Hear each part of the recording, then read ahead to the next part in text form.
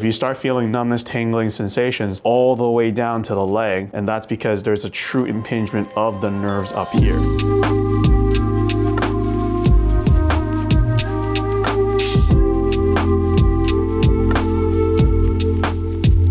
In a true situation where the sciatica nerve is being impinged is around this area where the lower back nerves are. So there is an impingement of this yellow thing over here where the nerve is being squeezed. So when the nerve is being squeezed, impinged in the gap of here. So once that happens, the nerve will then get a lot of tingling sensation, numbness sensation because of that pressure, because of the blockage of that nerve. And therefore, the nerve that enters into this area where the sciatica nerve attached in starts to begin, and then it sends the signals down. So when this compression happens, the nerve goes all the way to the buttocks, all the way to the back of the leg, all the way down to the back of the knee, then all the way down to the foot and into your toes.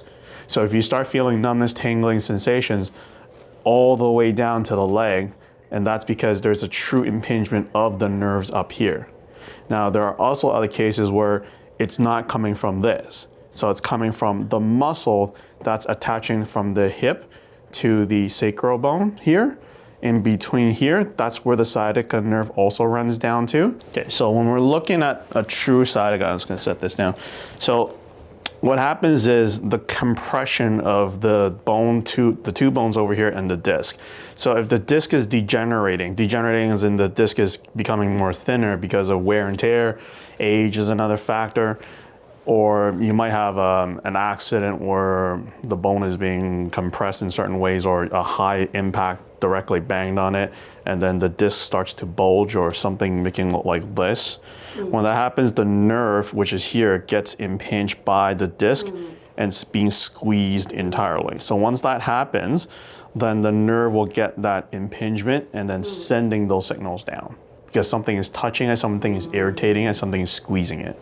But this, you can't really see this clear because right now there's a gap and there's no tissues obviously around here. But in the MRI, we can actually see that there is an impingement by this thing pressing here. So there's this kind of impingement, but there's also inside here, which you can't really see here, because inside here, if this disc is pressing in the center, then this part of the spinal cord and the nerve will also get compressed. That's a different type of impingement. So there's this one coming from out here. There's one in the center, which is underneath there, that can also cause that.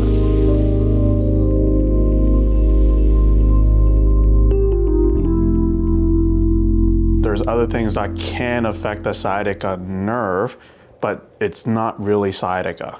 So there are what we call pseudo-sciatica and the true sciatica. This muscle, when it comes too tight or something is actually being stressed in terms of the muscle around the area, then it presses the nerve that mimics the sciatica nerve pain. But this nerve pain usually doesn't trigger all the way down. It can, but majority of the time is you'll feel it more in the buttocks area and then into the thigh area more so. But you wouldn't feel it all the way down to your toes. But that's not entirely 100% correct. So you can have that, but it doesn't mean that it happens always.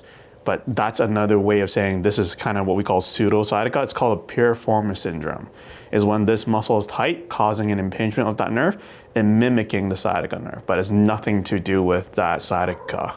So it's a separate issue. So these are the most common ones that we end up seeing people with sciatica. And another thing is below the knee, there's other nerves that actually kind of runs down through the sciatica nerve like this as well. So if the tightness happens on the sides of the thigh or the back of the leg over here, that can also mimic the sciatica pain, like make you feel like, oh, something is running down. I only feel that when I stand up. So that's because something in here that is impinging the nerve, making look like sciatica as well, but it's not a true sciatica. So that would be the impingement of the disc by something. So for example,